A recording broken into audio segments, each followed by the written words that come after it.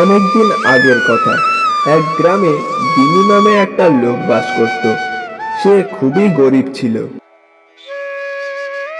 সে প্রতিদিন জঙ্গলে যেত আর সেখান থেকে কিছু কাঠ কেটে আনতো।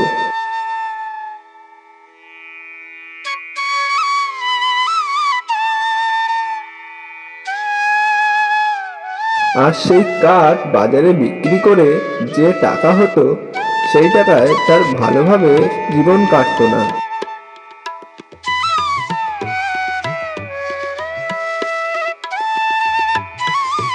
এমনই একদিন সকালে, এইভাবে আর কতদিন জঙ্গলের গাছ কেটে কেটে চলবে? আর জঙ্গলের গাছ তো পরপর শেষও হয়ে চলেছে। এখন কিভাবে আমি আমার জীবন চালাবো? হে ভগবান, এবার আপনিই কিছু করুন। যাই, আজকের দিনটা জঙ্গলে গিয়ে দেখি, যদি কোনো ভালো গাছ পাই। এরপর সে একটা কুড়ুল হাতে নিয়ে জঙ্গলে যাওয়ার জন্য বেরিয়ে পড়ে।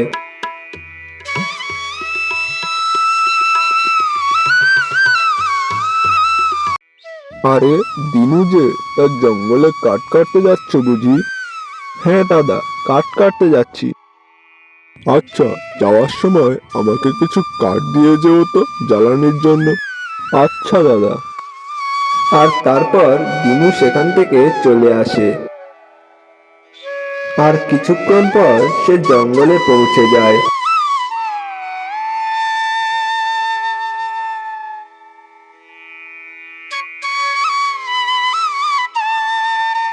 জঙ্গলে আর কোথাও কোনো বড় গাছ দেখতে পাচ্ছি না। কি যে করি! ওই সামনেই তো একটা নদী আছে, কোনোদিন তো যায়নি ওপারে। যাই, আজকে একটু নদীটার ওপারে গিয়ে দেখি তো কোনো ভালো গাছ পাই নাকি।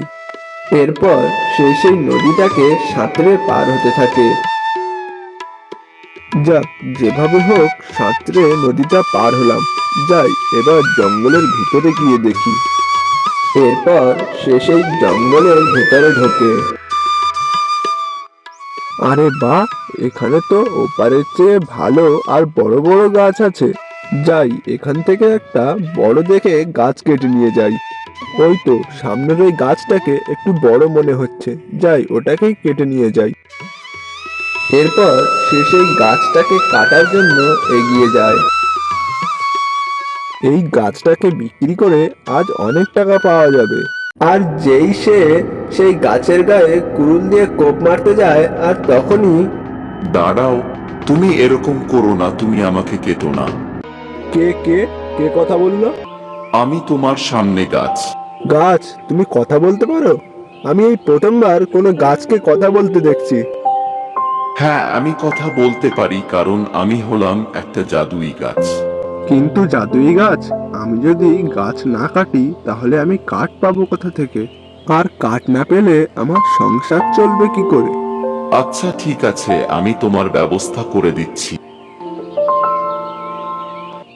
এই নাও, এটা হলো একটা মোহর, আর আমি প্রতিদিন তোমাকে একটা করে সোনার মোহর দেব। কিন্তু মনে রেখো, তুমি আর কোনদিন এখান থেকে গাছ কাটতে পারবে না।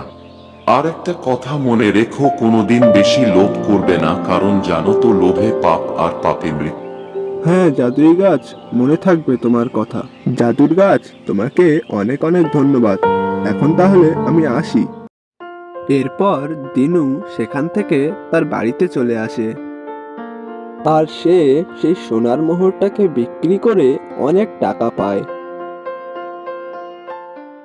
আর এইভাবে সে প্রতিদিন একটা করে সোনার মোহর পেতে থাকে। আর সে কয়েকদিনের মধ্যেই অনেক বড়লোক হয়ে যায়। আর তার মনে ধীরে ধীরে লোভ বাসা বাঁধতে থাকে।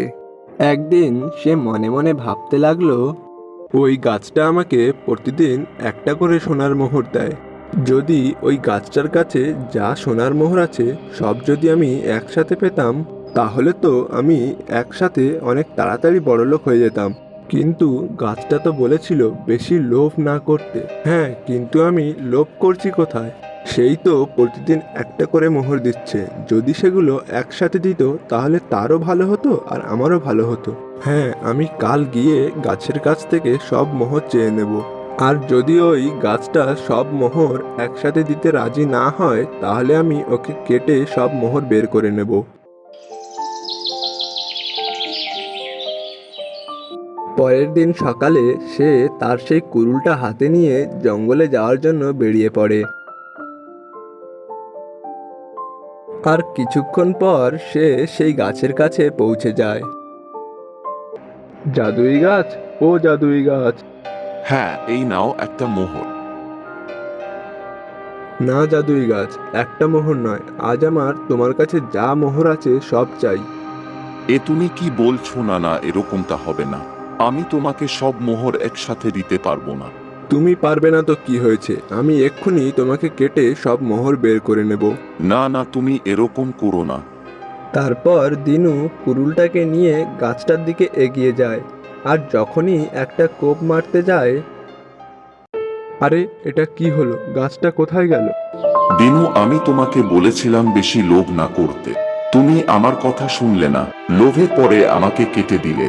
আমি তোমাকে অভিশাপ দিচ্ছি, আমি যেমন গাছ হয়েছিলাম তুমিও আমার মতো গাছ হয়ে নিজের জীবন কাটাও।